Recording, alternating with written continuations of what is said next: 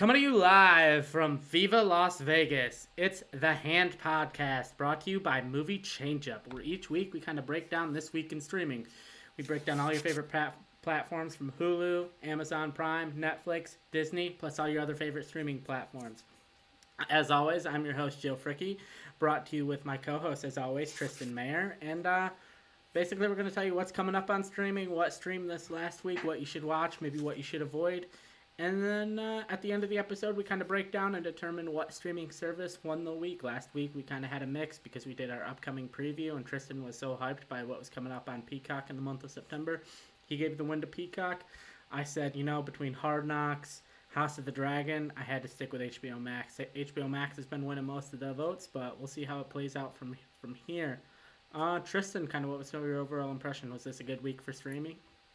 Yeah, I will say this week taught me one valuable lesson, Joe, and that was that it's very hard for me to pay attention to anything else while there's a Game of Thrones show airing at the same time. But I was very much focused on House of the Dragon this week, but that didn't stop me from being very invested in all kinds of other stuff. This is a very stacked episode, and it feels like a great conversation coming up because all of these different eras of fandom and different streaming platforms. Like it feels like every platform is starting to kind of fire on all cylinders right now and kind of go for the meat here. So it's going to be a really meaty discussion. Even though my mind was very much in Westeros, there was all kinds of worlds to talk about this week. So it's going to be a fun conversation. All right, yeah, I'm excited. We'll get to that conversation eventually, but we will kick it off with Hulu. I know you watched a documentary about one of the great rock bands, Kiss, called Kiss Story. Tell me about that. How did you feel about it? Who should be Uh, watching that?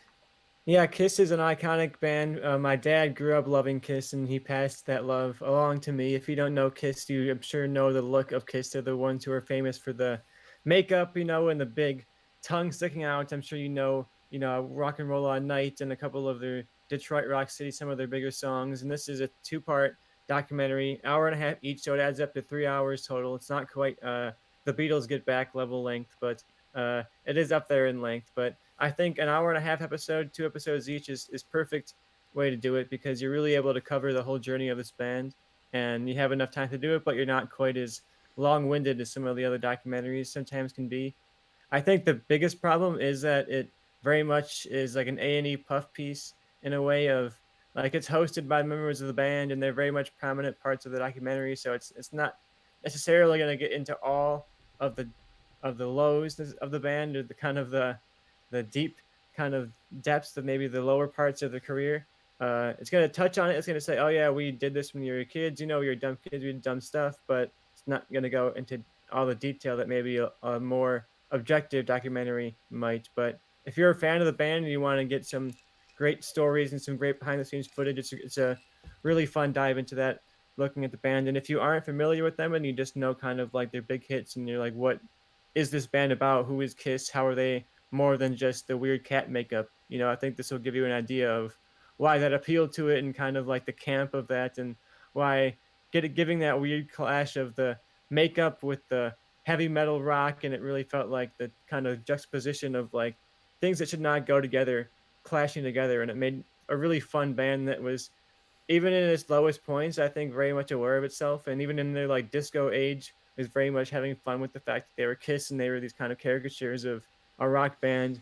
And this made me have a little bit of appreciation for some of the lower points of Kiss's era. But yeah, I recommend it for sure, especially if you're a music fan and want to get us to dive into this band. I like it a lot. And 2 episodes both on Hulu. I think they aired on A&E originally, but they're on Hulu right now to be streaming. So check them out. All right, yeah, I enjoy their music. I wouldn't go as far as to say I'm a fan. One of the few things I know about the band is I saw an interview with Gene Simmons where he said initially, and if you got kids listening or watching, tell them to close their ears for the next 30 seconds. But originally, he wanted to name the band Fuck, and like their albums were just gonna be like Fuck Me, Fuck You, Fuck Them, and I thought that was great. And basically, their manager, or the label, was like, you can't name a band Fuck, and so they settled on the much more PG version of Kiss.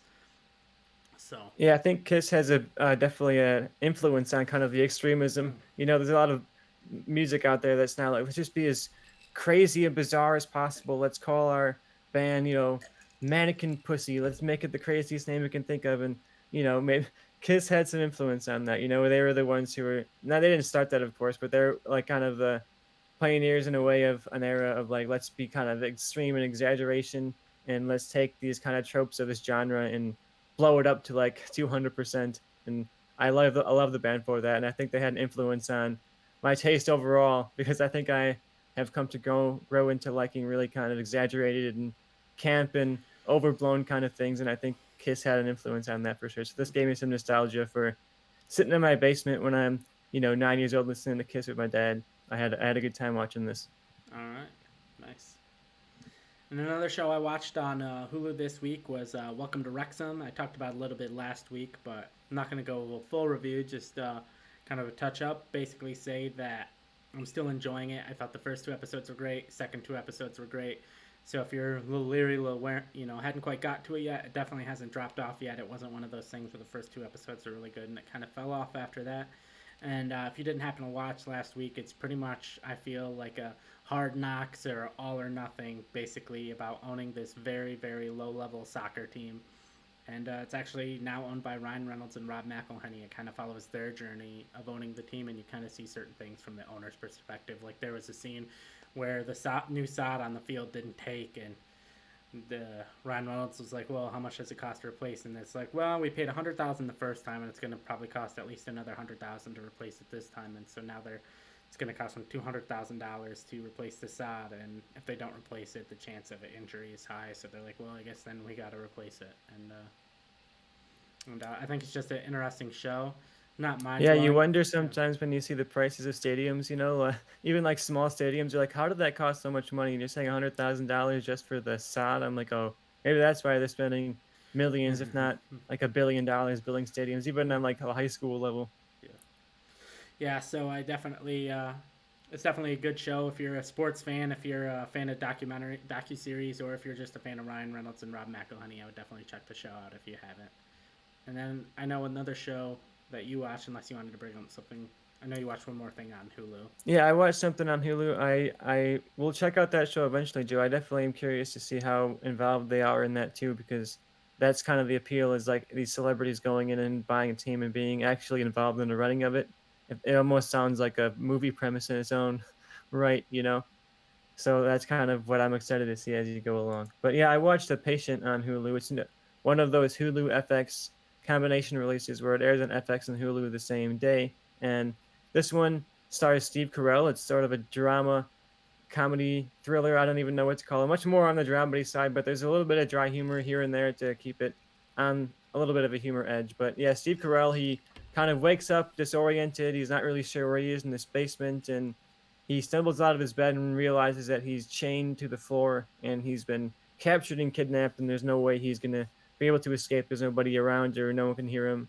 And we flash back from there to reveal that Steve Carell is a therapist. He's kind of going through his day-to-day life routine with his various patients, and we're focusing very specifically on Domhnall Gleeson, who you would know from Ex Machina or from the new Star Wars trilogy. He played Hux in that. He was a handful of times in the new Harry Potter movie, or new Harry Potter movies, old Harry Potter movies at this point, uh, as one of the Weasley twins, You or want to one of the feel older Weasleys. the most recent Harry Potter movie, not counting Fantastic Beasts, came out over 11 years ago.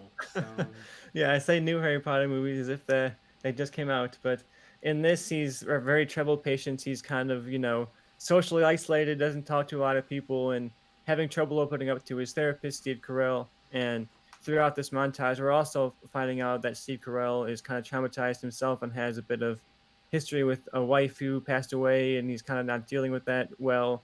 And by the end, by kind of halfway through this episode, you of course realize that Domhnall Gleeson is the one who has kidnapped Steve Carell, and you spend the first episode kind of building up to that inevitable confrontation of these two characters coming together and having that kidnap at the end. And then the premise is essentially that Domhnall Gleeson kidnaps Steve Carell because he says, "Look, I want therapy. I want help. It wasn't working for me. I want you to help me. I'm kidnapping you and I'm tying you here to this couch, and you're going to help me get therapy until I'm better." And that's that. And it's kind of very focused on these two relationships at first. And I'm curious to see how much it grows and how big it gets, because from the trailer that I saw in the theater recently, It does get at least wider in terms of adding in more characters. But as of these first two episodes, it's very much these two people in this room or maybe in the therapy office talking to each other. And from that, I'm curious to see how it kind of earns its runtime and makes it feel like it's worthwhile of being a show and shouldn't have just been like an hour and a half movie. But as of right now, I'm pretty into it, especially mostly for these two performances. And I'm curious to see how it goes and how far they are kind of are able to push each other because Steve Carell, when he does drama, can do it really well. So I'm excited to see how far he goes here. Yeah, it definitely sounds like a modern day take on Misery, and I feel like that's not a story that you could really stretch out over a show. I feel like after 3 episodes, you'd be like, all right, like I get it. So I'm definitely curious if they're able to stretch that out over a show length. Yeah, that's my biggest hesitation right now because the episodes are only like a half an hour each anyway. So part of me is like, this feels like it's among those shows that was really kind of meant to be a movie, and they were like, well, people don't really watch movies like this anymore, so we got to kind of turn that into a mini series and put it on a streamer platform because maybe then we'll get an Mm-hmm. audience, you know. Yep. So I'm curious to see how, like I said, how it earns that weird runtime, not only being a TV show but having those half an hour episodes that make it kind of an oddity among, because it's a drama, but it's also having these half an hour runtimes, and it has a comedic actor at the front, but it's a very much serious performance. It's an odd show, but I love the oddity of it, and part of that odd tone and the weirdness and is what appealed to me and what is going to keep me watching and seeing how they wrap it up and make that worth the time that it's taking to tell the story. All right, I'm definitely intrigued by it. I've seen commercials for it, also I'll definitely try and check it out. Anything else you watched on Hulu? Or are you ready to move to one of our bigger conversations of the episode?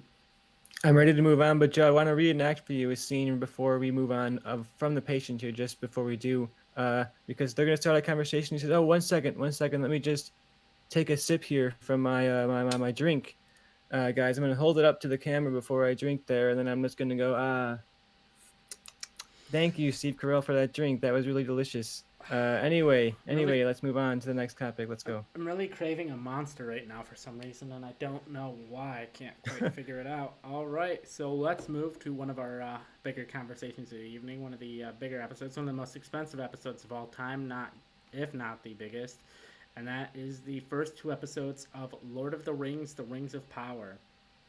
Set a substantially long time before the classic Lord of the Rings trilogy. I think because they didn't quite have the rights to the Lord of the Rings trilogy or a lot of the Lord of the Rings work, it's like wink and a nod supposed to be canon with those movies, but they can't officially say that. Like they brought on Howard Shore to do the music. You look at the fonts and a lot of the stylistic choices in it completely lines up with those Peter Jackson movies. So I definitely think that's what they're unofficially trying to go for here. I don't know. I'm not a big Lord of the Rings Tolkien nerd. I've seen the original trilogy once, haven't seen the Hobbit movies at all.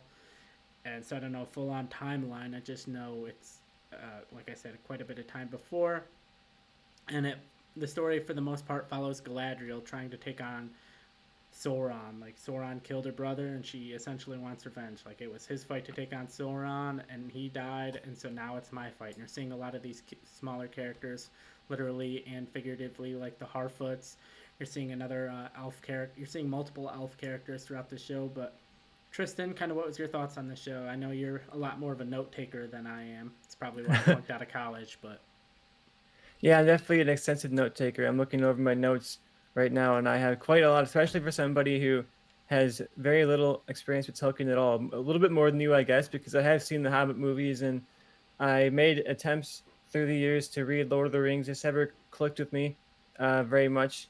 But I do respect Tolkien a lot for the same. influence he had on like creating the archetypes that we love. You know, Star Wars doesn't exist if you don't have Lord of the Rings to give him those archetypes to play with. You know, and I think this show had a big risk and a big uphill battle because of that. You know, it's based off something that was written so long ago that they have to make it feel relevant today when this has been taken and done in more modern ways in other shows, including one that is airing, you know, essentially side by side with it. You know, House of the Dragon is very much an extension of Tolkien lore in its own way, and not to say that's the canon or anything, but it's like George Martin was very much inspired by Tolkien specifically, And this also had the uphill battle of just not looking that good.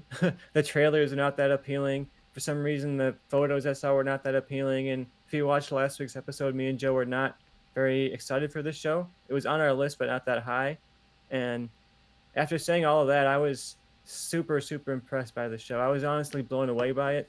I thought the production value was just staggering. It was like almost every single shot was just mind blowing to look at.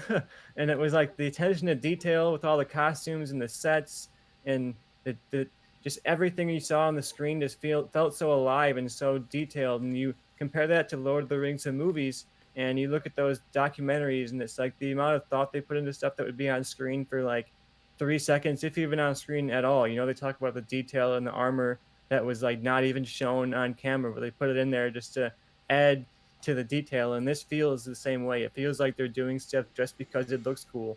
And I was so happy to see a studio be like, you know what, let's just make this shot cooler. You know, let's put more money into this to make it look cooler rather than saying, let's make this cheaper. Let's pull off more money, less money, less money, less money, make it as cheap as we can make it. That feels like the motto of some studios. But I Disney. was just thrilled. I was thrilled to see Amazon. You know, they've got the money for it. You're for all the choices you're making as a company. At least put some money into something that I can enjoy. You know, Yeah, so and your paper towels will cost a little bit more the next few months. It is what it is, you know. maybe it's worth it. You know, and for this type of show, I'm just so happy to see the money actually go onto the screen. We've seen so many expensive shows or expensive movies where you wonder where did that money even go, you know, and you can see where the money went in every single shot here, and that's just what I love so far about this show. What do you think so far? I think I definitely enjoyed it. I saw a lot more hate on it on Twitter and social media, so I was going into it expecting it to kind of be like average at best, or just kind of eh. But the first episode I watched, I'll be honest, I wasn't that into it. And then when the second episode hit, um, I was definitely more into it and more intrigued, and it's something I would watch even if we weren't doing this podcast where I had to review these shows. It's definitely something I'd watch on my own, and I like it. I like the storyline. My main problem is because I really don't know Tolkien lore at all, outside of the vague pop culture stuff. It's hard for me to follow or necessarily care, and I feel like part of the problem is I feel like I'm watching the prequels being released after I've already seen episode 9, where it's like the whole thing is about defeating Sauron, but I've seen Sauron be defeated in the shows or in the movies, and I know this show isn't really going to ultimately get that far in the scope, I don't believe. And so, at least with the Star Wars prequels, it wasn't so much the story wasn't we have to defeat the Empire. It was let's see how the Empire is created. And so, part of me is like, I'm watching this going, why am I watching this show? Because I, at this point, if the ultimate goal is to defeat Sauron, and I know they won't defeat Sauron in this show, why am I watching this show? And then the other thing I think it's lacking is star power. Like, the original Game of Thrones wasn't filled with A-list actors, but you had Sean Bean, and Sean Bean was like the big face, especially in season 1, that they marketed around. Even House of the Dragon, you got Matt Smith, a former Doctor Who, as kind of the big face that everyone knows. I feel like it didn't. Galadriel seems like to be the lead. It didn't necessarily have to be Galadriel, but that one elf, I don't remember his Elrond. The guy that plays Elrond, I feel like maybe go with like a James McAvoy or someone slightly more known in that role, or just I think that's the one thing, especially when it comes to viewership, where this show could lack. Is I feel like we aren't in the age of the movie star. The franchise is definitely more important, but when your franchise in pop culture is more eclipsed by Game of Thrones, when you have a Game of Thrones show running at the same time, I feel like if the viewership struggles, it will be because there was no real star power at all. Someone's face you can put on a poster that people can go, oh, I know that person. Yeah, I agree with you there, especially when you look at the Lord of the Rings movies. Those had some star power for sure. People that you knew, faces that you knew, and if you didn't know them, they were like powerhouse actors and people who were really giving like powerhouse performances. And I haven't really seen like a Yeah. powerhouse performance so far I in reckon. this show. I Granted, reckon. it's 2 episodes in, but there's nobody where I'm like, oh wow, that's an incredible character that I'm really attached to. I can't wait to see what happens to them. You know. Yeah, I recognize two people, and that's Elrond, who is played by young Ned from two episodes of Game of Thrones, and the human woman that's in love with the elf, who was Barney's love interest in like 3 or 4 episodes of How I Met Your Mother. And those are the only people I even recognize at all. I Oh, will say I saw the Moyfred Clark. I don't know if that's how you pronounce her. Myfred something along the lines of that. I'm sorry for pronouncing your name wrong, but you were incredible in Saint Maud, and she's playing Gladriel in this. She was a lead in Saint Maud, an indie horror movie from a couple of years ago. Uh, I was really impressed by her in that, and she was kind of my known face going into this. I said, okay, I know you, and I know Gladriel, or how you pronounce it in the I'll be. movies. You can keep talking. I'll be back Yeah, in 1 second. and I thought, I know who this actress is. This is my one kind of known face going into this, and I love horror, so I was curious to see how she was going to translate here. And I like her a lot. She's giving a really good performance as Gladriel. It's very emotionally centered. It's very like intense, and I think that her character arc for me is what I'm really attaching to so far because her character arc is the most straightforward. It's my brother died. I want revenge for my brother who's died. And I think that lets us have something to attach to beyond all the fantasy stuff, beyond all the elven stuff, beyond all the ancient realms and the literal map of massive continents. You can say, okay, I connect to this person wanting revenge for the brother, and that's it. It reminds me a little bit of, okay, Frodo has a ring, he has to get it to the mount, and then has to blow up. So it's like you give something for the people who are not at all into fantasy to attach to. And I think it helps a lot to have something like that for your through line where it says, okay, she wants revenge for her brother. I understand that. I can connect to that one individual plot line. So one more thing I wanted to say. One other guy I recognized. I was like, I know his face. I don't know where I know his face, so I had to look him up. And that's the I don't know if it's the King Elf, but the leader of the elves, played by Benjamin Walker, who is the star of this cinematic classic, Abraham Lincoln Vampire Hunter. So, and then It's too far away. Can't go get it. It's in the closet though. I got it right there. it's legitimately a fun and entertaining film. Definitely not an Oscar contender in any category, but I enjoy it. It's fun. I've seen it quite a few times. And The book is good too. so one of the things I looked up, I went on Reddit. I went to the kind of the Lord of the Rings subreddit after I saw the episode and saw like Lord of the Rings fans talk about it, and so I could get some information. So where one of my favorite storylines was when Elrond met his dwarf friend and their whole dynamic. I really enjoyed that. I thought that was fun. Do you know where that mountain is in Lord of the Rings lore? Like where that pops up again? You're saying the Dwarven Mountain, the one that it was in the Lord of the Rings. It's now abandoned and destroyed, and they go to see it, and he's bragging about how awesome this Dwarven city is, and they go and they show up, and there's nobody there because they all got Yeah. killed Yep. in The Hobbit. Well, it's in The Hobbit, and then it's also Well, it's not in The Hobbit, but it's in the Hobbit movies. well, They that's what I'm they saying. did some retconning to put them stuff. I believe that's what happened. I don't. It's been a while since I saw The Hobbit, but that was one of the controversial choices of The Hobbit. Well, it's not in The Hobbit. That's where the Balrog is. So Oh, okay. yeah, I saw that. That's where the Balrog is, and I wanted. That's really the only like Lord of the Rings lore thing I saw. That was like, oh, cool.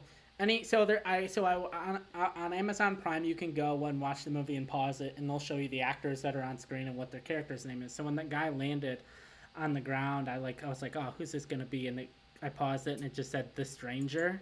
So if you didn't watch the episode, a guy lands from like a meteor in front of these two Harfoot girls who are like not quite hobbits. I think they're smaller, and they hide from mankind. Any guesses on who this is going to be? The stranger? Yeah, I'm curious about that because that's definitely the big mystery so far, and uh, I have my questions of like, is this someone that we are supposed to know? I definitely not. It feels like the mystery box kind of like, okay, we're painting these various different answers, and my first thought is that it was going to be some kind of Sauron or some kind of evil bad guy because the fire and the music all kind of is very ominous and very dark, and makes me feel like it's going to be somebody who is eventually born to sinister intentions, and he has kind of an evil wizard look to him.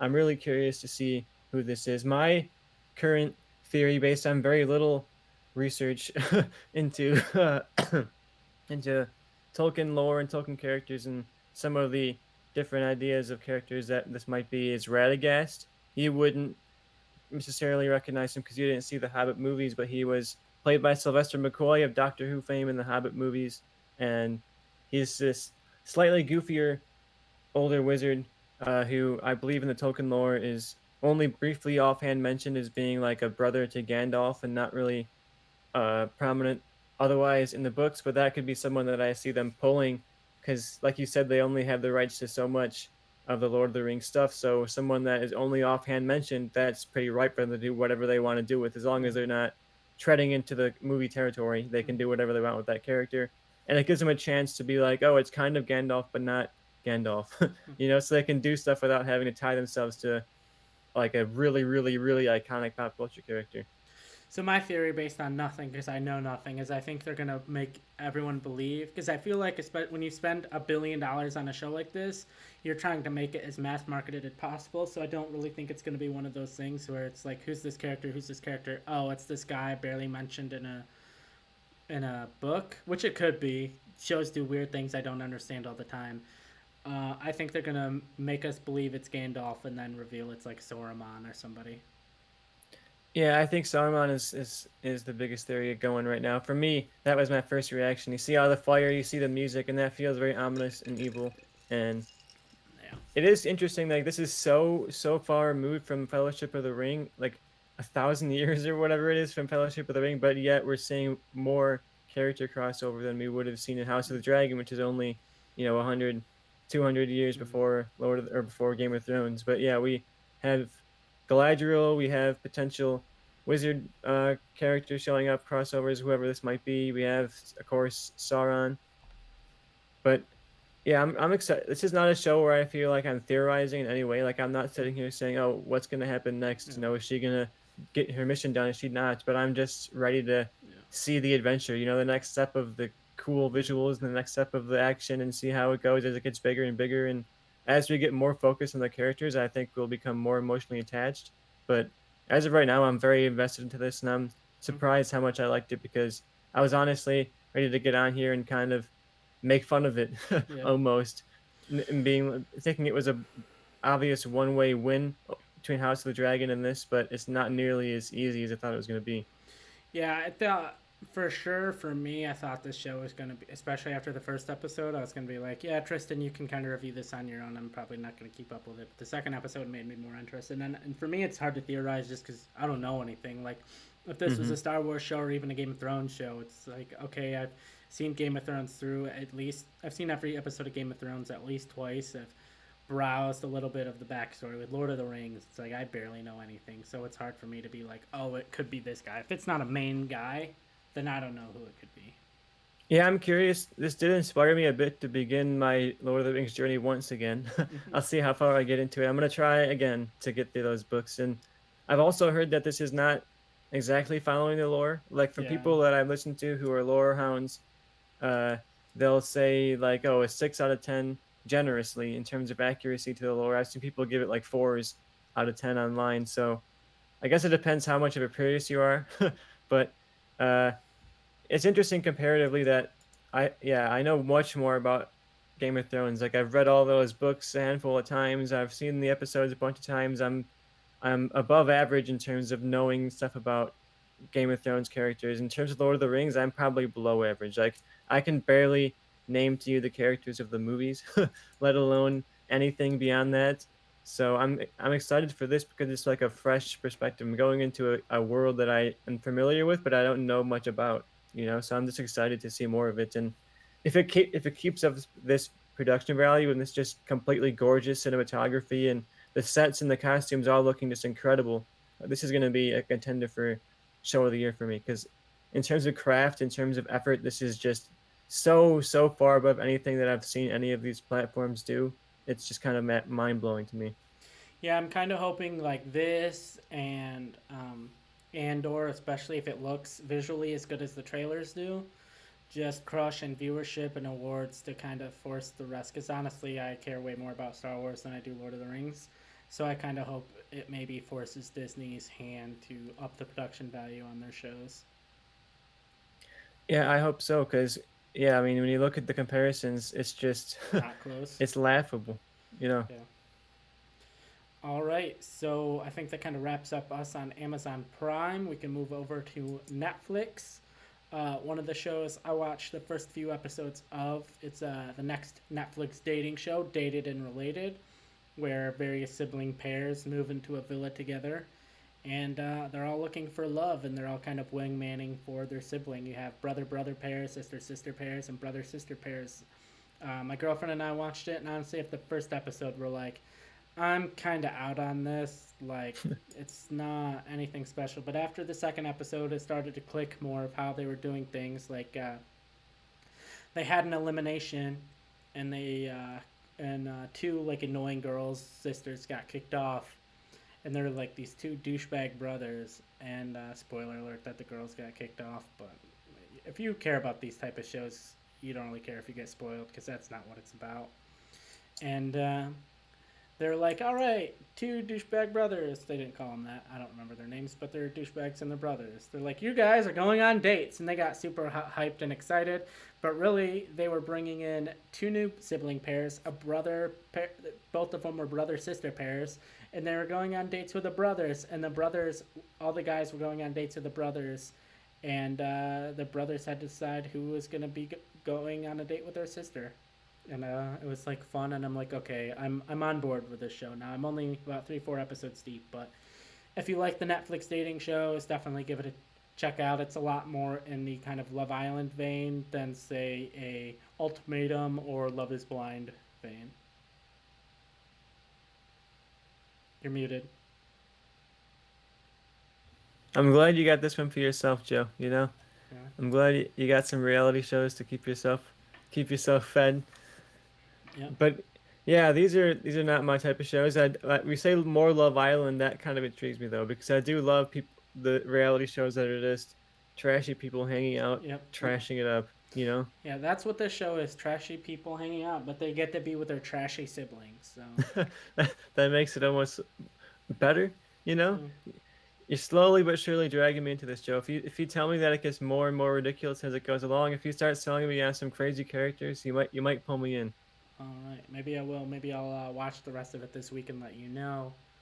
And I believe you watched another Netflix show this week, or documentary, Trainwreck, Woodstock '99.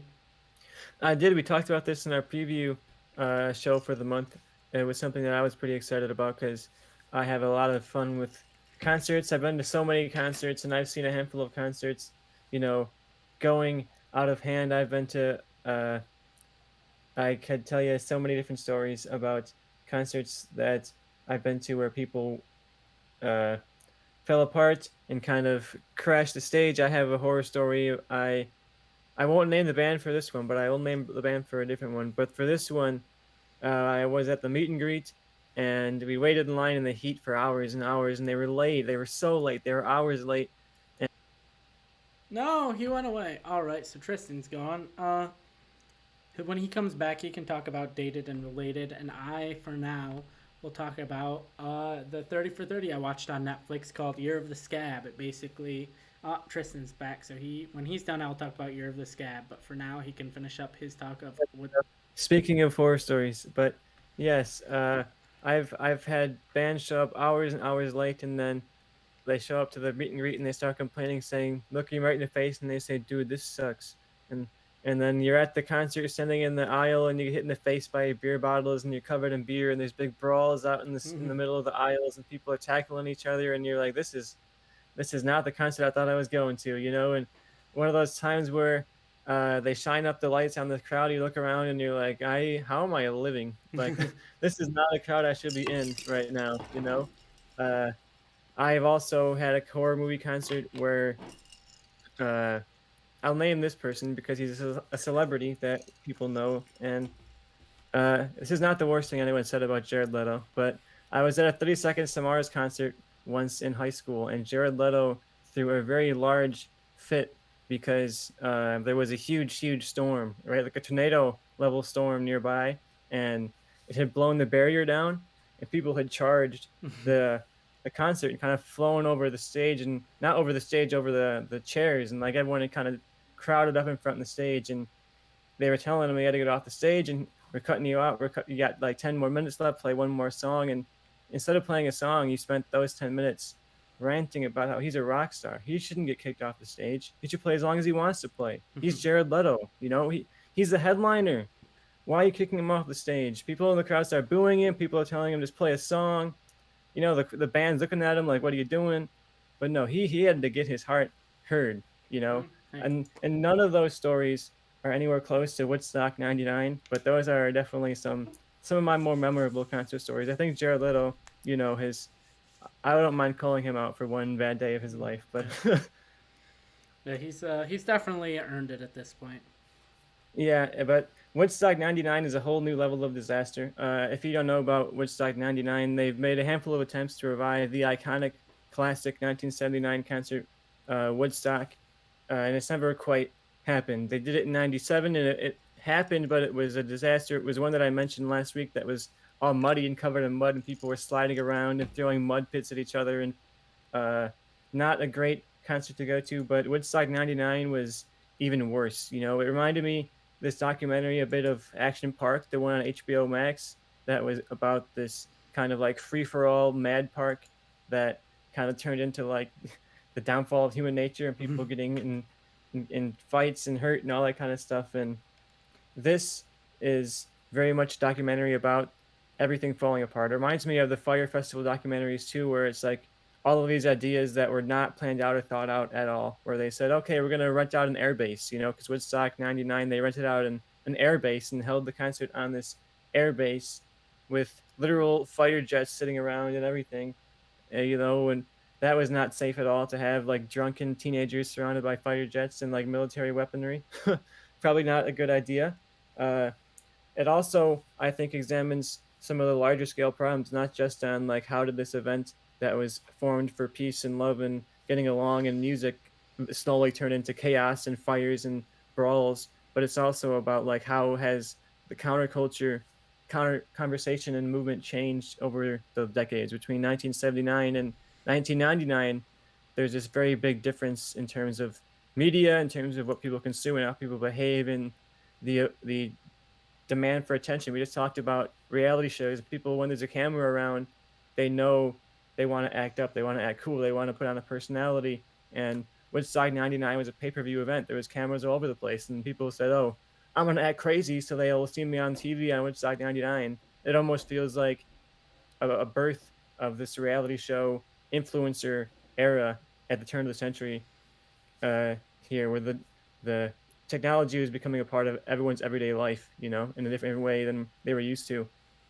So it's really fascinating just at that core level of watching this concert fall apart, but also I think on a larger cultural level of seeing how people have changed and how the counterculture has changed between the hippie movement of peace and love and happiness, and then kind of like the angry burn and destroy everything kind of movement of the late 90s. I really liked this a lot. It's short, only a couple of episodes, so it's an easy one to binge through. And if you're into music history, there's a ton of great uh, artists in this, like James Brown, and the artists that performed at this festival are all in the documentary too. So you get that music history side of it. So I think you enjoy that too. I recommend this a lot for anyone who wants to learn a bit more about this event, or who is just generally into like culture history, even if not just music history, but like the history of culture. Yeah, I like this a lot, and I highly recommend it. All right, yeah, definitely sounds interesting to me. Definitely the type of thing I would watch. I saw it and I had the choice between watching this and something else we'll talk about later this evening, and I chose the other thing. Another thing I watched this afternoon that was on Netflix that if you're a football fan, definitely check out is the 30 for 30 Year of the Scab. I believe it came out in 2018, and it essentially covers the 2017 or not 1987 strike where the players wanted free agency and the owners were like, no, once we draft you, we want you to be part of our team until we don't want you anymore. And the players are like, but if I still got years left in me and you don't want me to play, that kind of ruins my ability to get money. And it pretty much focuses on the Washington Redskins because they were the only team that stuck together and stayed together and didn't have anyone crossed the picket lines the entire time. And you know, if you've seen the Keanu Reeves movie, The Replacements, that's basically a fictionalized version of what happened. And I didn't even know they did a 30 for 30 on it. And when I was scrolling through Netflix today, I just wanted to check it out. And it's definitely entertaining if you're especially with football. Starting this Thursday, if you're a football fan and you haven't watched it, and maybe you're a newer fan, definitely check it out. It's a very interesting piece of sports history, and you'll want to throw your remote at the TV by the time it's over. I've seen the replacements, so I have that connection. Yeah, Replacements, good movie. I have an idea for a Replacements sequel starring Keanu Reeves, but I don't want anyone to steal my idea, so I'm not going to tell that live on Hire the internet. Joe Studio. Well, I don't even know what studio owns that. Warner Brothers, probably. Warner Brothers Discovery. Probably something like that. And I also know you checked out season 1 of Cobra Kai. I know that we're about to get season 5 coming out soon, I believe. What are your thoughts on Cobra Kai so far? Yeah, as I mentioned in our preview of September, I had watched the first episode of this when it first dropped way back in the day on YouTube Red, and it was like, oh, watch the first episode of Cobra Kai for free to check out YouTube Red, and I said, oh, sure, why not? And I thought it was fine. It never connected with me or anything, and I never really went back to it. And I've heard nothing but good things for literal years and years at this point about this show. So I said, Mainly you know from what? me. Mainly from Joe. Mainly Mm-hmm. from Joe. But I said, you know what? Joe has been bothering me about this nonstop. He's just so annoying about it. Every Mm-hmm. morning I wake up and there's text from Joe saying, have you seen Cobra Kai yet? Have you seen Cobra Kai yet? I said, fine, I'm going to appease Joe and I'm going to watch Cobra Kai. So I watched nearly the entire first season of Cobra Kai. I have, I think, 2 episodes left out of the first season. So I've been doing a bit of a binge. So, like I said, it's hard for me to focus on anything that's not Game of Thrones. But somehow I found a way to watch an entire season of Cobra Kai nearly in that time. So I'm really liking this a lot, though. And I don't have any real attachment to Karate Kid, so it helped me a bit. The first episode very much is like, remember Karate Kid? This is what happened in the movie. Here's the plot points, and I was like, all right, I would be annoyed about this if I was in my normal brain where I'm like, oh, it's just showing scenes from the movie. But it was like I haven't seen this in so long. I needed scenes from the movie Mm-hmm. because I was like, I remember that Johnny fights the guy and then he kicks him in the face and then he loses, and I don't remember much else about the movie. But yeah, it helped me to kind of bring me back in, and I thought it was a really really great choice to not have the Danny be back as the lead and the hero necessarily. I think it's a really genius almost choice to be like, no, let's kind of take the bad guy, the one that everyone, sure, he was a victim in some of the scenes, but he was the bad guy of Karate Kid, you know, and let's make him the hero. And I thought it was really fun and really well done, and it has very much the camp that I mentioned that in the Kiss section. I like stuff that's kind of exaggerated and taking itself just a bit over seriously, and this has that where like the first action scene is Johnny, like this fully grown man, like an alcoholic outside of the store, fighting like a whole group of teenagers and like saying one liners as he's beating up like a 17-year-old. And I was like, oh, this is my kind of show, and the whole show has moments like that where they're just taking this children's karate thing very very seriously. And when he first reunites with Danny, they still have these grudges that they from when they were like 15 years old that they clearly have not gotten over, and to think about like every single day of their life of their entire lives. Like, this was just very much fun. I know, Joe, you've seen this, so what are your thoughts on the early goings of Cobra Kai? How are you feeling about me finally getting sold on this show? Yeah, it's definitely good. I think the early seasons were the best, but it's definitely still holds on strong, I feel, for the rest of the show. One thing you may not like is I think as the series progresses, Johnny Lawrence takes a further and further back seat, and I think the show ultimately is about the kids at the end. The kids in Cobra Kai, I feel like, are take more of the front seat, and Johnny takes kind of a step back, but he's still a very prominent part. He's still in pretty much every episode. The one thing I would say I feel though is before you get pretty much anything past season 2 and maybe into season 2, I would try to watch the Karate Kid Part 2, like the first 3 Karate Kid movies, because they bring back characters from those movies, and I don't feel like those moments will hit the same or matter the same if you haven't watched those movies. Yeah, I was curious where if I should be filling in those sequels because I had heard this a handful of the characters show up again. So yeah, now that I'm into season 1, I probably will go and fill in the sequels a bit more because I have literally no idea what happens in the sequels. I know they're not very beloved, so I avoided them from my, Yeah. from my life. But it wouldn't be the first time that I watched a really disliked sequel and was like, that was great actually. So I'm down to check out the rest of Karate Kid.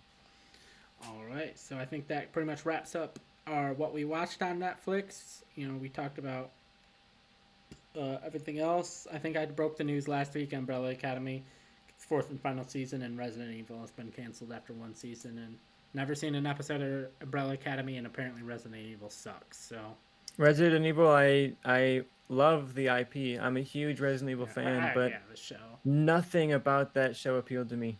Yeah, Like I didn't even think about watching it. Like at first I thought, oh cool, a Resident Evil live action series, that's gonna be so awesome. And then you hear Netflix and then you see the trailer and it's like the most Netflix produced, like Netflix lighting, Netflix like sets, and it's like nothing horror in this trailer. So just from the trailer alone, I was like, oh, never mind.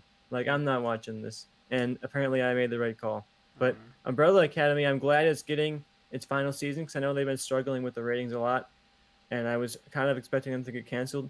So the fact that they're going to get a chance to wrap up the story, because I know they have a passionate fan base, if not a large one, so I'm happy for them that they get to end their story. And uh, I know I love Gerard Way. I love My Chemical Romance, and he's attached to that. Maybe he'll come back and he created the comic book and wrote a lot of the issues, if not all of the issues for Umbrella Academy. And I'm not sure how involved he is in the series because I made attempts to watch Umbrella Academy, never made it very far.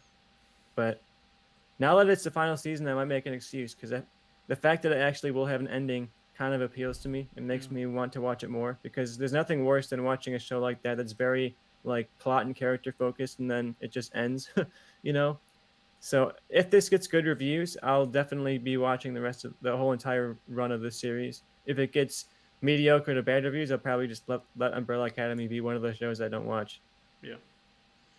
All right, and I think that kind of wraps up Netflix. Alludes to Disney Plus. We got a Pinocchio trailer last week. That movie looks garbage. I think I talked about that last week. I think we just forgot to erase the news section of our document that we run off of.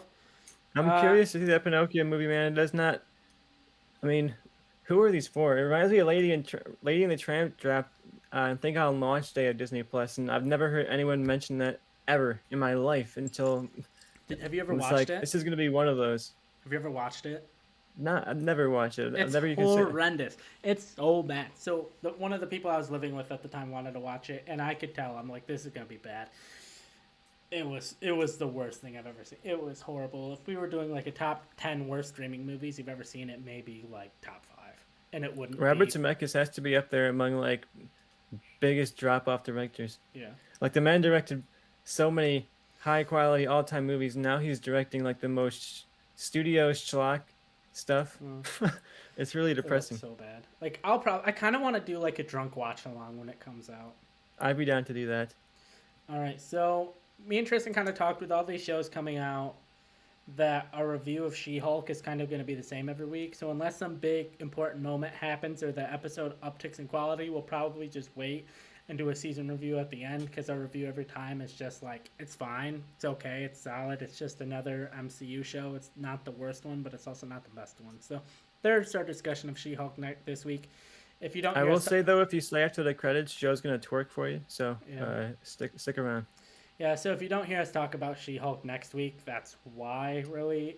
We did, or Tristan did, however, watch the making of Doctor Strange Multiverse of Madness. So is there any reason to watch that? Because every single making of that they've done for every Marvel project is, we had so much fun. It's amazing. Also, here's 10 minutes about one random department. So what random department did they focus on for this episode? Well, they focus very much on the costume department in this, and how they specifically designed the costumes of the various variants in the movies to kind of show the difference between the universes. And they mentioned how I think they call him Defender Strange. I can't even remember the names of the alternate Stranges in this version of the movie. The one that he has the final confrontation with at the end, who's living up in that dark tower with the eye on his head.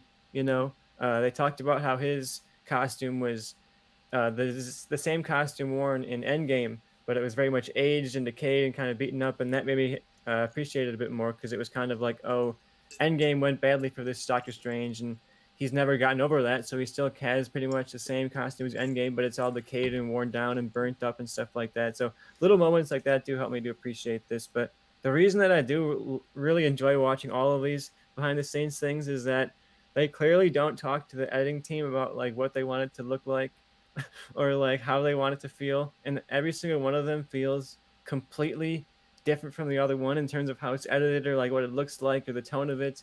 And I literally have no idea what I'm going to get when I click on it. Like, is this going to be highly produced? Is it going to look terrible? There's a saying in Game of Thrones where every time a Targaryen is born, they flip a coin.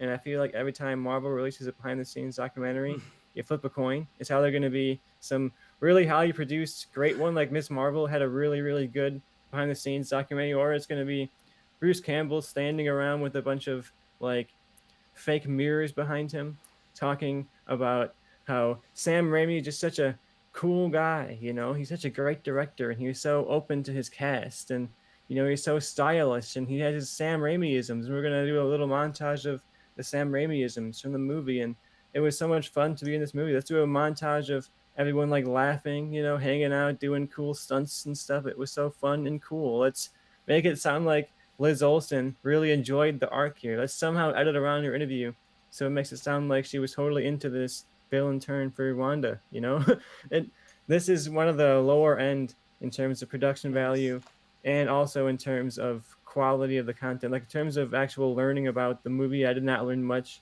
I mentioned stuff about the costumes kind of helped me appreciate some stuff, but other than that, it was the director. I mean, either the director or the writer or Kevin Feige sitting there being like, and this scene is great because it's when Doctor Strange meets America Chavez. And then they cut to the scene and it's Doctor Strange meeting America Chavez. And you're like, oh, that was really insightful. Thanks for that, Kevin. I'm glad you were there for that. No one But else could have introduced that scene like Kevin did. one thing that I thought was very funny, though, is they got to the Illuminati scene, which was infamously disappointing for a lot of Marvel fans, I would say. I thought it was fine and fun and goofy, but people who were really, really invested in who are the cameos going to be and how cool it's going to be when they show up and that kind of thing, I think were disappointed by it. And they talked to the screenwriter, and he says the main motivator behind that scene was that, well, we're halfway through the movie and nothing's really happened yet, so something's got to happen. I saw, And I I was saw, like, yeah. I saw something that was on TikTok of all places of like what would have made that scene better, and instead of just doing a bunch of like fan cast to placate fans, if they had been like essentially made that the Illuminati like an evil Avengers team, and they had brought those people in. If you had brought in Tom Cruise as what's it, Ultimate Iron Man or something like that, something like You caught me I don't off know guard on enough that one. about Iron Marvel Man comics. Supreme, Iron Man Supreme, something like there's like Big this Mac ultimate Iron Man. evil Iron Man. So you do that. You do Edward Norton as there's like this evil Hulk. So you bring Edward Norton back as this evil Hulk thing. You just give him a truckload of money. And then you essentially do like the evil version of the Avengers. So it's the Avengers we all know. It's not like, oh, here's a random John Krasinski as Mr. Fantastic to placate people who've had that theory forever. And it's just like it actually ties into the MCU we've been watching and not just random fan cast. Because if you're not someone who like sits around on like Reddit all day looking at fan cast, John Krasinski as Mr. Fantastic doesn't really do anything to you. And then if you are and you're watching that scene, it immediately takes you out of the movie because you're just like, oh, they just placated us. That's nice. Even if you enjoy it, even if you were clapping in that moment, in the back of your mind, you were still like, oh, they're just placating us. It really has nothing to do with the story. Yeah, I think what I really learned from this documentary, something that kind of lurked behind the scenes of this behind the scenes documentary, is that I think COVID and the shutdowns and the reschedulings around that really, really essentially killed this movie because they do talk for a bit about they show some concept art and some ideas of what they were going to do before they had to adjust to the COVID shutdowns and the new procedures for that, and then they say, "Well, we had these ideas." And then things changed, and they kind of show how they had to adapt. So that was one interesting part, I guess. You get to see how they adapt to filming within restrictions. of COVID times, and I think that's always interesting because it's such a unique, specific point of history that it's kind of interesting to see how every different studio and production has their own unique way of adapting to make it look as good as they possibly can under Mm. the restrictions they had to work under. And I do wonder what Marvel looks like if they didn't have that necessarily. Like, of course, that's not the biggest issue that COVID has caused, but I think if we can travel to the multiverse and find some multiverse where this did not happen the way it did, maybe we look at like a totally different MCU. The movies come out in a different order. They come out a bit more as planned, a bit more highly produced. I wonder if we're in a much more like positive state of mind because Marvel's really kicked off the multiverse saga with a big bang rather than like this somewhat okay whimper. Yeah. Yeah, and I wish they would talk about that. I wish they would just straight up be like, yeah, so we had like Tom Cruise lined up to come in, and he was gonna come in and play essentially evil Iron Man or whatever, and then COVID happened and he didn't want to leave his film set, so we weren't able to get him, and that got cut, and then we just replaced it with nothing and nobody. Like we just stuck with what we had filmed and pieced it together. And the same way with, they're not going to say it, but I wish they would come out and say in the Obi-Wan, making of Obi-Wan documentary that's coming out on September 8th, like, yeah, we were going to film this whole thing pretty much on location, and then a big COVID spike happened, and we couldn't. We had to film it in front of the volume. And so that's why, like, 90% of the show is filmed in front of the volume. But they're not going to say that. They're not going to come out and say that. They're just going to be like, we had a great time. It was fun. Yeah, I would really respect these a lot more if they were just open about it because I'm not going to judge them. It's a huge production. You're making big multi-billion Mm. dollar calls and stuff is going to happen and stuff is going to go wrong. But I think Marvel is and Disney as a whole, but in particular Marvel is like so protective of their Mm. brand and they don't want anything like this is because if they go and they say, "Oh, we're going to do Ryan Reynolds. We're gonna do Tom Cruise. We're gonna do, the cast from Fantastic Four, Roger Corman production of the '90s, but we couldn't. Then that is kind of out there forever. And if they do that again, people are gonna be like, oh well, you already talked about it. It's not that cool. So now they don't talk about it now because if they do that in 10 years, they want it Mm. to be cool. Yeah. you know. And when they bring Deadpool back and they bring Tom Cruise in for Secret Wars and Ed Norton in for Secret Wars, they didn't want to blow it in the Doctor Strange Decoded or whatever this is called. They want to keep that secret even for when they don't use it. It's just very much kind of guarding something that isn't even being attacked. Yeah. Also, before we move on from Disney Plus, one thing I wanted to say is I love how all these people are like, how are they going to do a Deadpool movie? He's like meta and self-referential. How's that going to work in the MCU? And She-Hulk does it. She's done it in every episode, and no one cares. No one. I have not seen that once as a complaint of like, oh, that ruins the MCU. Like, why aren't the other characters like no one? They just watch it, they enjoy it, and they move the fuck on with their lives. Speaking of, I'm going to throw out a crazy prediction before we move on from Disney Plus, and that I think Deadpool shows up in She-Hulk. Maybe Okay. in the finale, maybe in the final post-credit scene, but I think it's the perfect tone, the perfect place for Deadpool to all of a sudden pop up and be like holding a dead body or something, be like, "Oh, I need a lawyer." Oh, that would be great. Like a post credit scene, final post credit scene for She Hulk is Deadpool shows up with a dead body and says, "I need a lawyer." Like I'm not saying it here now, so while we're not covering it, you can I have it out there for the internet points. I got to get those delicious points when we come back, and I can tell you I told you so. All right. Anything else you want to say about Disney Plus or the making of Doctor Strange: Multiverse of Madness? Nothing on Disney Plus. Looking forward to Endor. Only a couple weeks.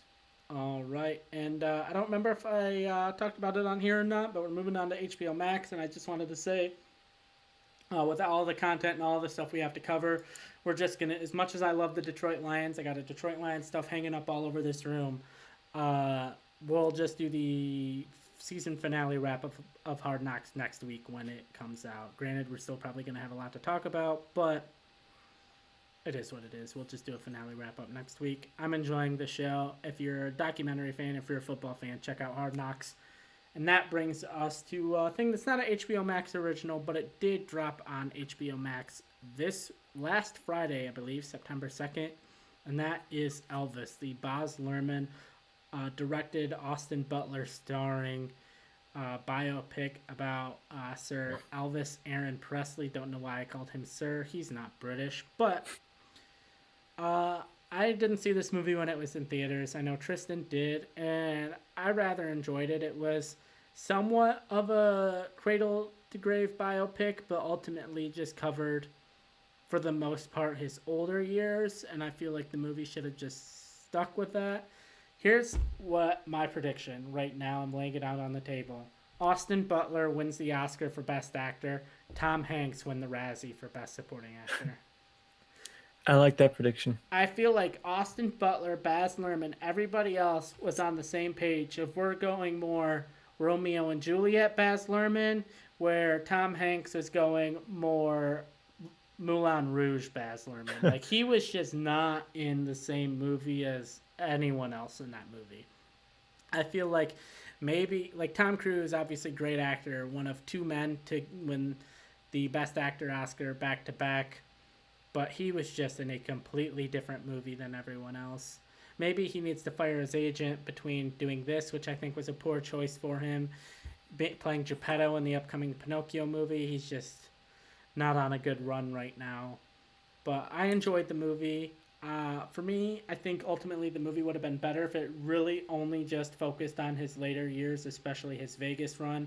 I felt it was overly long, and I didn't really. Well, I understand a lot of the fact that he stole music from black artists is like an important part of his story. I didn't really feel like it was an important part of this story. I feel like this story was about how he got screwed over and railroaded, and basically kind of what the movie tried to suggest is the reason he died was because of Colonel Tom Parker.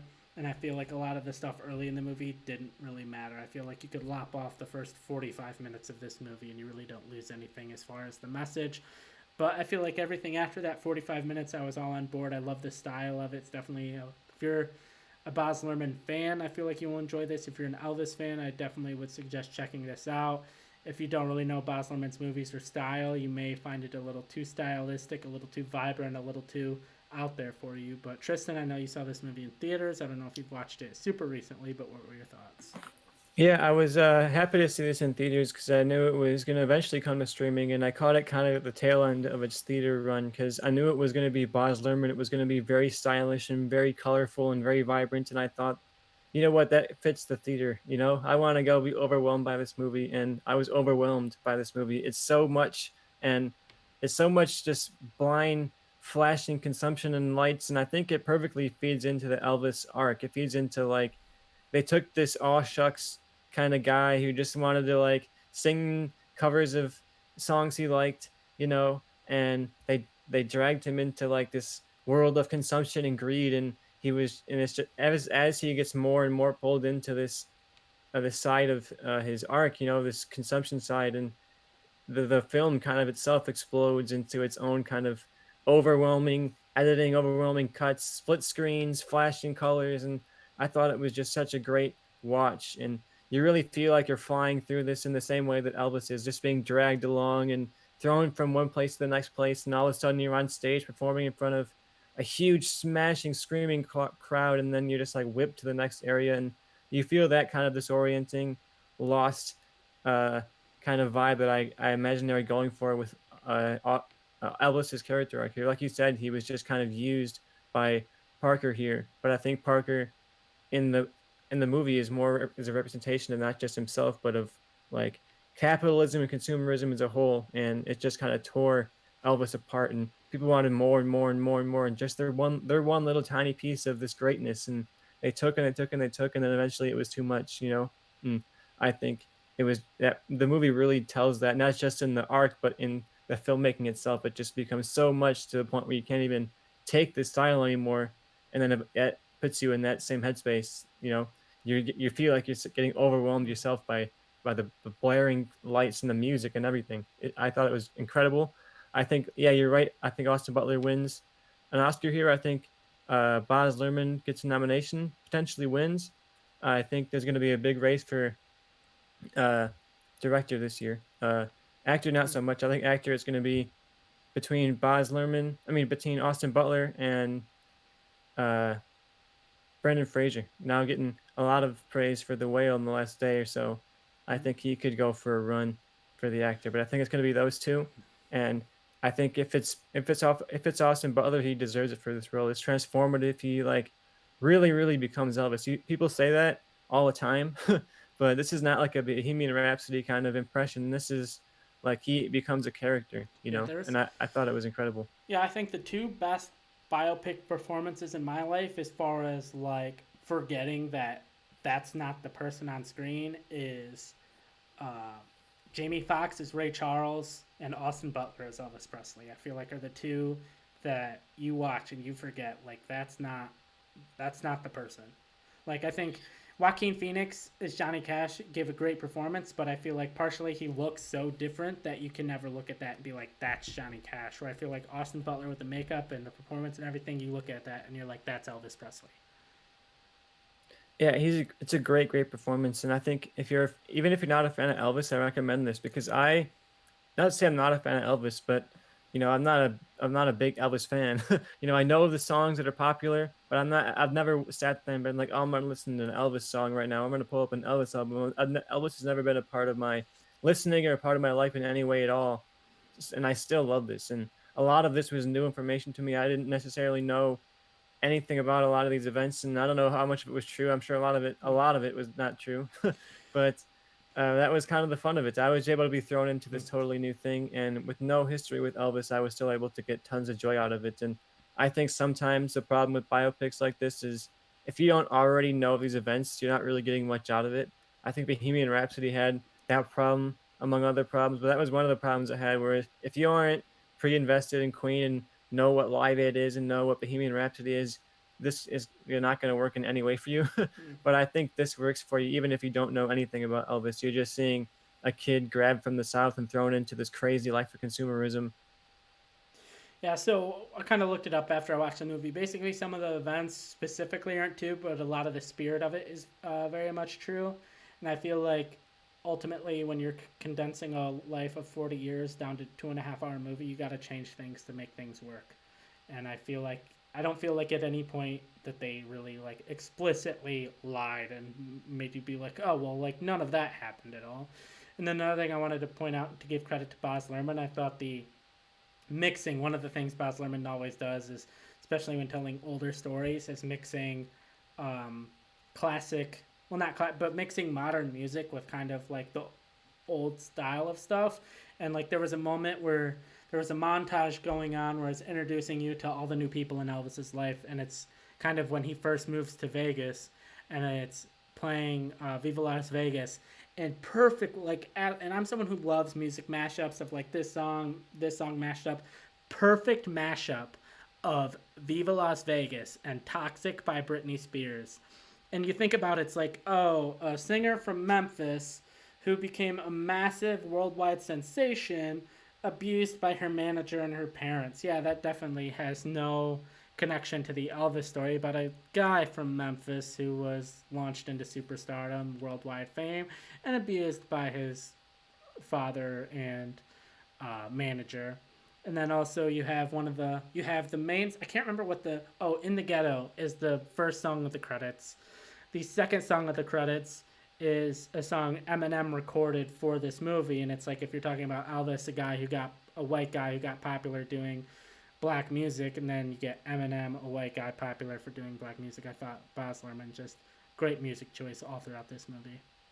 Yeah, I think the music choice, the fact that he used not just music from Elvis and Elvis's time, but he used contemporary stuff from now. I think that, and from like you said, Britney Spears is not like a contemporary artist, but it's a totally different era. And I think that adds to this where it feels you could say it's just a generic biopic because sometimes like the plot beats are very simple. You know exactly what you're gonna get if you just look at the narrative on paper. I think it's very predictable, and that could be a knock on it. You're never really gonna be like shocked or surprised by the narrative, but I think, like you mentioned, the fact that the music is from across all times, I think adds to the fact that this is not necessarily just about this one story. It's kind of a proverb for the music industry as a whole and for entertainment as a whole, and how dangerous it is for entertainment to be so consumptive and so idealistic, and we don't really think about the humanity behind the people that we see on the screen and that kind of a thing. So I thought it was really great in the way that, yeah, like you said, it feels like it's a proverb for the larger music industry, Britney Spears and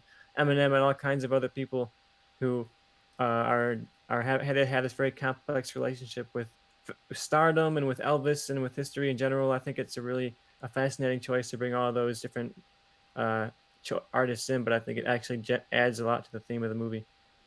All right, yeah. I don't. Anything else you want to say about Elvis before we move on to our other big HBO Max drop this week? No, I recommend it for sure, Jeff. Check it out. And if you're looking for Oscar pool, it's high on the Oscar pool, I'd imagine. So pick that one. All right, yeah. The entertainment industry definitely loves movies about the or Oscars definitely love movies about the entertainment industry. So I think that definitely gives it a leg up on some of the other movies, Hmm. especially when talking about a high-profile person like Elvis. And that's kind of why I'm intrigued by the upcoming Netflix movie Blonde about Marilyn Monroe. I feel like that can probably give a heavy push for some of those people working on that movie. And that brings us to our other HBO Max drop of the week. That is the third episode of House of the Dragon. And I'm all in on this show. I'm very much enjoying every minute of it. So many great fist pump moments. So many moments that are foreshadowing moments in Game of Thrones or just foreshadowing moments later in the episode. And this is one of those shows that I feel like you watch a moment in episode one, season one, episode two, and you're like, oh, that was a cool moment, whatever. It goes completely over your head. And then we're 5 episodes or 5 seasons in, 4 seasons in, whatever. And you go back, I'm going to do a rewatch. And you're like, oh, that moment that I thought was cool or interesting, that was like foreshadowing these three other things that happened further down the line. Um, I love this thing. Basically, there's a time jump of about 2 years since the previous episode.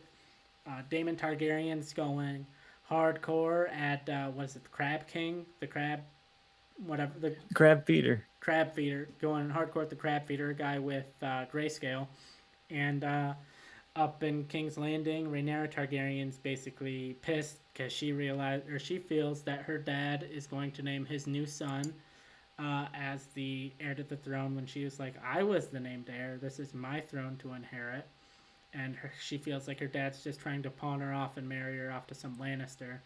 And ultimately, she realizes, or her dad confesses to her, I'm not trying to, I want you to be the next leader of Westeros, and I'm not trying to pawn you off on some Lannister. I want you to be with that Lannister because it's going to increase your standing in the realm and make you less likely to be passed over. And one thing I want to say before I kind of give you the reins on this is my favorite moment in this show as you cut to they're going off on a hunt in honor of, I believe it's Aegon Targaryen is the her brother. Yeah, Aegon the Second. Aegon the second, uh, his second name day, and they're going off on a hunt and celebration, and they find some white heart deer, and it's like they've already got it tied down, and like the King Viserys is like kind of walks up, meanders to it, and like stabs it, doesn't kill it, stabs it again and kills it, and also like the symbolism of a Targaryen with using a Lannister weapon to kill a stag, which is a symbol of the Baratheon household, because in the future the Baratheons using the Lannisters are going to take down the Targaryens. So that's kind of a little bit of foreshadowing there. But you cut to that moment. Next scene you see is Rhaenyra and the member of the Kingsguard she's with get attacked by a hog, and no hesitation, nothing. She just murders the hog by herself, which probably in general a lot harder to kill than a stag. And I think everyone there knows when they come back with the stag, like what went down. But when you see Rhaenyra come back dragging the covered in blood, dragging the hog back, they all know. They all know what happened. They all know what went down, and I definitely feel like it will elevate her standing as far as respect. But Tristan, I talked enough. I will turn the reins over to you. Yeah, very good episode. If the first two episodes were them kind of studying the table, this is them all sitting at the table waiting for somebody to come flip it over. You know, we have the characters in sets. We kind of see what everybody's motivations are, and yeah, Rhaenyra is now at a point where she's like, "Look, you told me I was going to be the queen. I'm kind of want to be the queen." And Damon's at a point where he's proven himself in this war against the crab feeder, and he's ready to maybe declare himself, uh, ready to say that I should be king. And we now have this newborn Aegon the Second, who people are kind of assuming, look, you have a firstborn king. The Great Council we just declared in the prologue of the show, you got to pick a man if the man is there. So why are you not picking the man? And we already see the kind of different claims brewing for who's going to be wanting to be on this throne, and I think we're gonna we saw the fire here, so let's get ready to see the smoke coming next week. I think we're gonna see a lot going on as now the scenes are kind of set. But I love the action in this episode. I'm curious to see how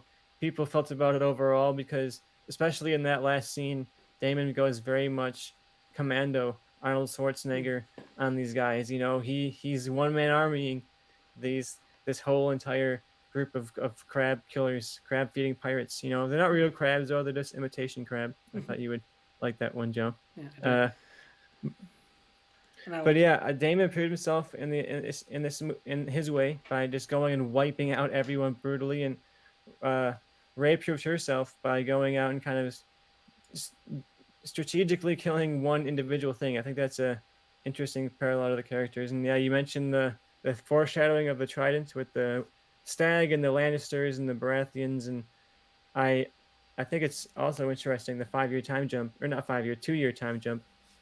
It's a pretty big time jump to have in between episodes. I wonder if we're going to be continuously jumping around because even after 2 years, we still haven't recast the two main actresses who we know have this like Schrodinger's recast coming up. I'm curious when that'll happen. But yeah, really good episode here. A lot of good action. I can't wait to see where they go next. I know generally where they go, but a lot of the stuff here was not in the books, or it's like one sentence. You know, it's like, oh, you know, Damon was out there fighting the crab feeder. You know, and they're like, oh, let's actually make that cool. So it's it's fun to watch this because I know kind of what happens, but in a lot of ways, I'm in the same boat as you are, Joe, where I don't necessarily know how every individual episode is going to play out, you know. And for example, there's this scene with Ray and her Creston, I think is how you pronounce it. Kristen, Crispy, Crispin, I think is his name. His the one she picked out to be the the hand, her kind of protector, you know, who's the knight that protected her. Yeah. She picked him out last episode, and clearly she has some kind of like attraction to this guy and some kind of level of interest. But when you look at the books, this is no spoiler in any way at all because the books say that there's conflicting reports. Some people say there was romance, some people say that there wasn't, some people say it was one sided, some people say it was the other sided, some people say it didn't happen at all. So it's like you have this mixed bag in Fire and Blood. So I'm really excited to see how they play that out because we're all kind of in the same boat of the will they, won't they on that relationship, even then when you've read the books, because it's Yeah. still kind of a will they, won't they with the context of the history. So that's been really Yeah. fun to do. Yeah, it's one of those things too. With like kind of to piggyback on what you said is like there's a big quote with like movies and television is it's not what it's about, it's how it's about it. And we kind of know, I mean, people who've read Fire and Blood and know a lot more about the history of A Song of Ice and Fire and Game of Thrones than I do. Know for the most part what it's about and kind of potentially where it all leads, but it's not necessarily knowledge of how they get there. Like they could legitimately find a sentence somewhere or two sentences somewhere and make an entire season out of that. So, you know, we don't really know fully how it's going to get there. And maybe they could find something that's retconnable and be like, oh, there was a sentence there, but that sentence was a lie and we're going to Mm-hmm. disregard that sentence. So, because it's all from people's point of views and people can lie, people, and if they could maybe put the character that wrote that down in the show and be like, and you could be like, oh, well, they disregarded the show, like they're going off of, or they're going away from Fire and Blood, but they bring that character back, and you're like, oh, that character lied, and now we know why, and you can do a whole thing with that. Yeah, another interesting subversion is the moment here where the messenger comes and delivers a message to Damon on the battlefield that essentially says, we have backup coming to help you out. You know, we're not leaving you here. You've been out here for too many years. We're going to help you out. And it upsets Damon because he wants to prove himself. You know, he's like, look, I've been doing this. Now you're going to come save my ass and get all the glory. No, it's my battle. That was my reading of it, at least. Yeah, And that's how it was too. That was more like spoiler. I mean, not spoiler alert, but like he kind of committed a war crime there by false surrendering. But I think that was more him like, if I don't win the battle now, this will never be my victory. So I have to win the battle now, or it's over for me. And he was kind of like that was his last resort move. If I'm gonna go in there, I'm gonna commit false surrender and destroy them. And then you had the very much clear symbolism of him dragging the body of uh, the crab feeder the similar way to his niece dragged the body of the hog. So Yeah, they're definitely paralleling those two characters a lot. Even though they're very different approaches to power, Damon is very much on the loud and aggressive side. Uh, I think that they're trying to connect these two characters on a parallel arc, and even though they seem to be on different sides, they're definitely going to be kind of the dueling dragons. I would think, at least of the first couple of yeah, episodes here. It's hard to say what's coming without saying what's coming. yeah, But it's also not easy to say what's coming when you don't know the exact arcs in a lot of these characters. So it's been kind of cool. yeah. And not to dog on Lord of the Rings of Power so much, but one of the things I said is that show lacks star power in the same way that this show does. Like, this show has Matt Smith, who's an actor that maybe if you haven't seen his work, you at least know his face and you recognize him and know, like, oh, he's from Doctor Who. Matt Smith didn't say a single word this episode, and I would say without a doubt he's the MVP of this episode. And Rings of Power doesn't have a person like that, and I feel like that could ultimately be one of the failures of that show. And maybe Yeah, I episode 3 they bring in a person and it's like a character and it's like that guy's played by Brad Pitt and everything I just said goes out the window. But Yes, I don't necessarily love being like, oh, let's compare both of the shows to each other. But when they're airing them side by side, it's like you're it's begging us hard. to compare them, Yeah, compare them to each other. And I think what House of the Dragon is doing well is that it's very much focused. It's very much about this one individual family, these individual characters, mm, and their individual journeys. And I think that's helping it a lot. Even though Westeros is a huge, sprawling place with a lot of history, pretty much been in King's Landing this entire show so far, with a couple of scenes in Dragonstone, couple of scenes, scattered in the sea there, but it's all in the same general area. They're all next to each other. yeah, Dragonstone is right next to the islands they fought over this week, right next to King's Island, King's Landing. So they're all pretty much in the same vicinity. And that helps, I think, focus it. And I really like the costumes here too. Like when they're in that 2-year name day party, and you look out in the crowd, you can see who is essentially on whose side here. You have the costumes that are all kind of really dark green and black and kind of like a blue that goes to the high towers, and then you can also see kind of the black and the red that is the Targaryens, and you're seeing that right now these two very different families that are in this mix together, and colliding but not quite together. I think that's a really telling sign of the the way the Targaryen household is here, yeah. because yeah, they're not heading towards peace times here No, in the Targaryen history. no, definitely. You can definitely sense, even if you don't know anything, you can definitely sense there's some fighting about to happen. Yeah, I have a couple of questions for you, Joe, because you are the one going into this blind. So I think every week I have a couple of questions I want to ask you about Mm. how you're feeling so far right now about this series. So my general question right now is: you mentioned you can kind of get a sense that this is heading towards something more violence or something more intense, and the outcome of this and some of the bigger events have been talked about offhand in Game of Thrones in various episodes here and there, but not in a ton of detail. So my question to you right now is: where do you think this is going? What do you think the ultimate kind of overall story arc of this series is? So it's hard for me to answer because I'm not 100% blind because, like I said a couple weeks ago, I did accidentally see a Targaryen family tree. So I didn't see some of the later branches, but I seen some very recent branches, or like as far as this show goes, like very close upcoming branches. So I know a little bit, and I don't want to spoil it for anybody else who may be watching House of the Dragon that's watching this that doesn't want to be spoiled. So I'm not going to say anything specific. So it's hard for me to say.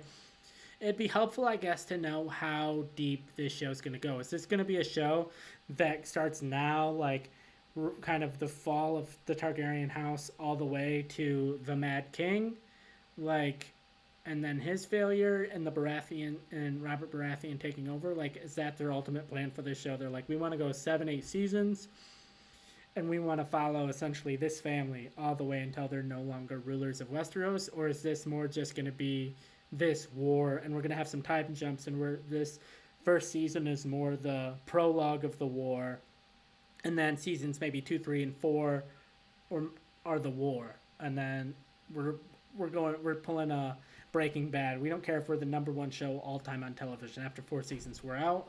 Like I think that's what makes it hard to predict. Is I don't know what their ultimate plans are for this show.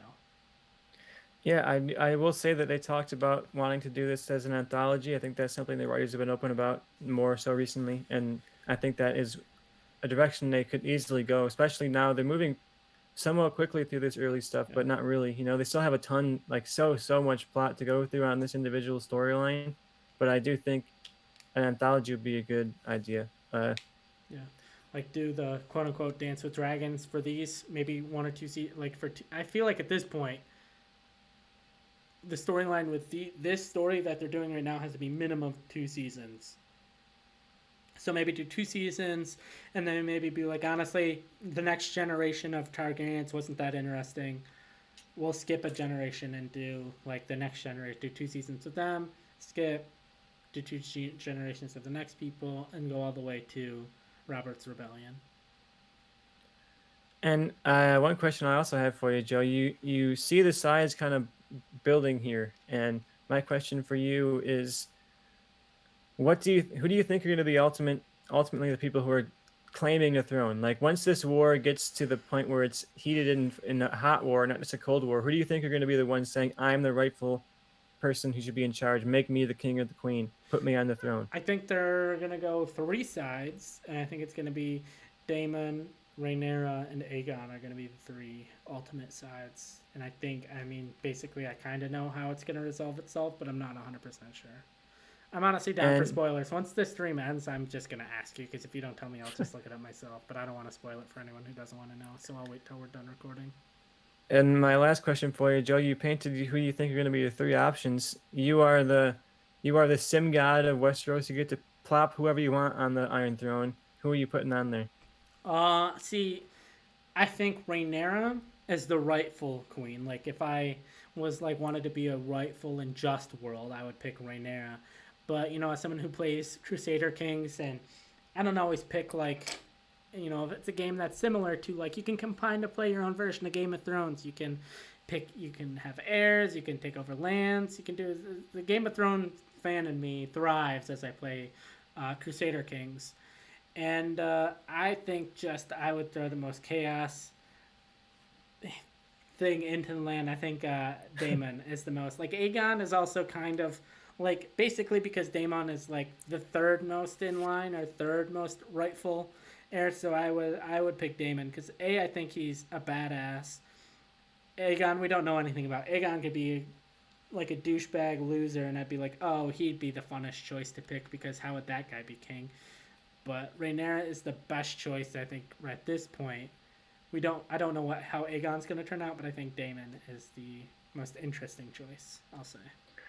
Yeah, I'm interested in hearing that, Joe. Of course, I'm not going to say anything about what becomes of any of this, but it's curious to get a check on Joe as my kind of guinea pig of the person who's coming in fresh, who really loves Game of Thrones and has seen it a couple of times through, but has no lore knowledge at all, Joe. And my one last question for you is one that is not going to make sense this week, but might make sense by the end of the season. It's a simple question, Joe. You just got to pick if you are a green or a black. Oh, I mean, my favorite colors are red and black, so black all the way. It's not even close. All right, let's go with black for this week on Joe. I'm gonna say green for this week because, you know, uh, But I am a I Slytherin, think so the king has been remarried. The king has a new heir, and I think the the rules and laws of Westeros say one thing. We'll see how we go. But as for this week, I'm going green. We'll see how this turns out as we continue the Dance of Dragons along for this first season here. I like the episode, Joe. Anything you else want to say about the House of the Dragon? No, we've been going on a while. I think we could get probably pretty much just wrap this whole episode up as far as the Hand Plus. Anything else you want to say at all before we move to our last two topics of the evening? No, that's all that I've got to say. All right, so I just want to drop that I believe next week, Netflix currently has all of the Saved by the Bell library. That's the main show, the college years, everything is dropping off Netflix, I believe, around like September 14th is what I saw. So if you're a big Saved by the Bell fan and you didn't know that and you want to get some Saved in the Bell, Saved by the Bell into your veins before it leaves Netflix. Definitely check that out.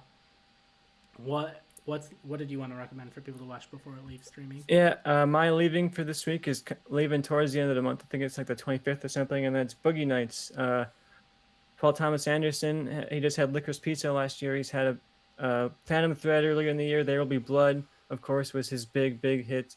But Boogie Nights is one of his earliest movies, and I think it kind of gets overlooked a bit. I have the Blu-ray here and the DVD, so I'll be fine without being able to watch it on Netflix. But if you haven't seen it, uh, it is a very funny movie from him. Not necessarily something that you would expect from him, but Mark Wahlberg is the lead, and Mark Wahlberg kind of plays this porn star, and it's about Mark Wahlberg's journey into the porn industry as this very goofy kind of highly charismatic porn star, and all of the zany weird characters he meets. If you're a fan of Paul Thomas Anderson and you've seen some of his other movies, he does a good job of like introducing zany characters for like a couple of scenes and then like not doing much with them after that. Like he has Bradley Cooper showing up for a couple of scenes in Licorice Pizza and just being crazy and bizarre, memorable, and then never coming back again. So that's kind of his style. And this is only I think his second movie, so it's his chance to. It was his chance to really stretch that style and find that style. So if you want to see Paul Thomas Anderson make something much more on the goofy comedy side than you might be used to seeing, it's one to check out, and it's on Netflix until the end of the month. When you said if you're a fan of Paul Thomas Anderson, I thought you were about to say if you're a fan of porn, and now it's just. Well, that too. You know, you get a nice behind the scenes look at the porn you love so much. All right, so we covered some Hulu, Amazon Prime, Netflix, Disney Plus, HBO Max. There's also Peacock out there. There's Paramount Plus, Shudder. You can pick any one of those. Who for you won the week? For me, I was ready to say HBO Max because House of the Dragon has been great, of course, and I was ready to claim that for the win, but I honestly think Amazon gets the win here. I think Amazon had a battle to win this week more so than the other platforms did because their show had some negative press going into it, a lot of like negative fan energy I was getting from people online, and the fact that they managed to come out swinging and not just impress the fans, but I felt like they really hit into the mainstream. They had like a 25 million viewers, the biggest premiere viewership Amazon's ever had. They need a big hit like this. So I think Amazon won the week. They showed off their money. They really made a great production out of it, and they finally got themselves a big hit. They haven't had a big hit on Prime. The Boys is has its niche and is popular among that niche, but it hasn't been like a ginormous mega hit. And I think just out of the gate, they've immediately proven themselves that they do have a mega hit here. They're going to be winning some awards. They're going to be having huge ratings, and they're officially a competitor in the race of streaming. All right, I'm going to be honest with you. If I had picked first, I would have picked HBO Max. But you talking about how it's 25 million premiere and how basically biggest premiere in Amazon history. House of the Dragon was a continuation of what we've seen before. Elvis was a movie Warner Brothers made and already dropped. Hard Knocks, probably the weakest episode of Hard Knocks in my opinion. Still very good, loving it, but probably the weakest episode. With that, I think I have to also give the win to Amazon Prime for pretty much every reason you said. You convinced me. We don't know what we're going to do with this data, but I just wanted it to have. And I bring this up at the end of every episode. I don't know what it means that you won the week, but hey, congratulations, Amazon Prime. You won the week. I'm introducing a final segment here, Joe. It's a 30-second segment called the Tubi Movie of the Week. Tubi is a free platform. You can watch movies and TV shows totally for free. So if you're broke and you want to stream something you can't stream anywhere else, download Tubi and watch Hellraiser, because Hellraiser is the Tubi Movie of the Week. There's going to be a remake/reboot thing of it on Hulu pretty soon. It's Halloween time. So if you want to check out some free movies, download Tubi. And the movie I recommend this week is Hellraiser. I'm going to try and recommend a movie every week, just something that's free on Tubi. So if you're broke, you can still stream something. All right, Hellraiser, Tubi Movie of the Week. And with that, if there's a show, movie, or something that pops up on streaming, you want to talk about it, review it, or you think, hey, there's a streaming platform I love, there's a bunch of content on there, you aren't talking about it, let us know about it. We'll check it out. I think maybe when there's the next big Apple TV drop, we'll talk about that. I still have yet to watch Ted Lasso. I know I'm gonna love it. I still haven't watched it. I need to watch It's a it. show made for you, Joe. When season 3 comes out, I will be prepared and I'll have watched it, and I'll probably not shut the fuck up about it when it comes out. But yeah, we will be talking about Apple TV and some of these other platforms, but we just need that big show, big thing to pop up while we're covering that week. So, like I said, if there's something you want us to talk about it, tweet at us at Movie Changeup and talk to the hand. With that, without further ado, goodbye. Hey, thank you for watching the Movie Changeup podcast. We'd really appreciate if you liked, commented, subscribed, and shared us with anyone you think might be into what we're doing over here. Thank you. Have a nice day.